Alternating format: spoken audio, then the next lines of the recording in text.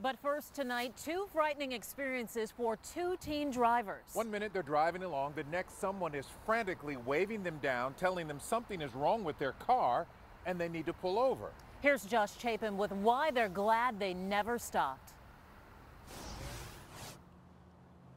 Lenamia, these women tell me they're glad they didn't stop because they don't know what this could have led to. Tonight, they tell me they're sharing their stories to warn others.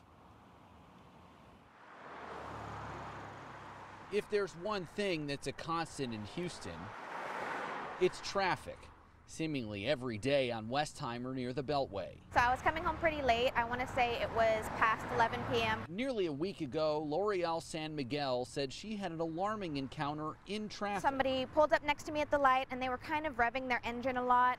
And when the light turned green, we took off and they started motioning for me to roll down my window. They were telling me that something was wrong with my tire and that I should pull over for them because he could fix it for me.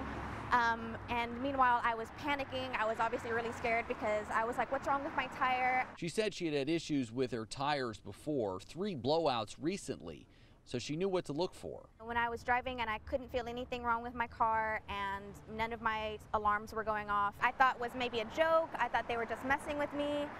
But then when it happened the second time, I was like, okay, this is very real, and I definitely wanted to, get a picture of the car at least. Days later, she tweeted a picture of the car she said was behind the scheme. It was really scary. In the meantime, Kayla Cantu said a similar ruse happened to her recently when a man shined a flashlight at her on her way home from the Woodlands. And he was like, hey, there's something wrong with your car. Like, there's like sparks coming out from underneath it. Like, if there could be something like really wrong, like, you should pull over and let me look at it. You could risk your, like, if you stop it.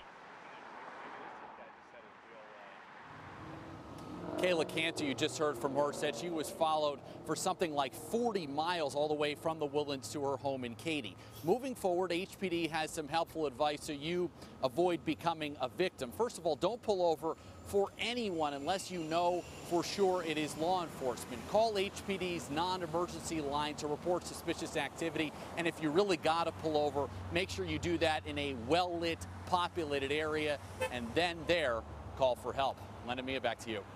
All right, very good advice, Josh. Thank you.